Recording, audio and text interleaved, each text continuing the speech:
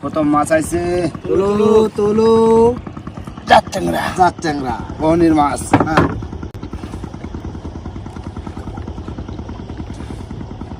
বেশি লাফালাফি করে না। হ্যাঁ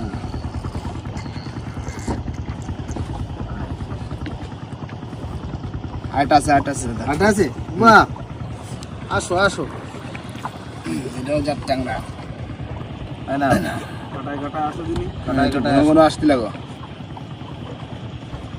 বড়গুলো কোথায় হাইট আছে দাদা। বা এই নাও জাত ট্যাংরা।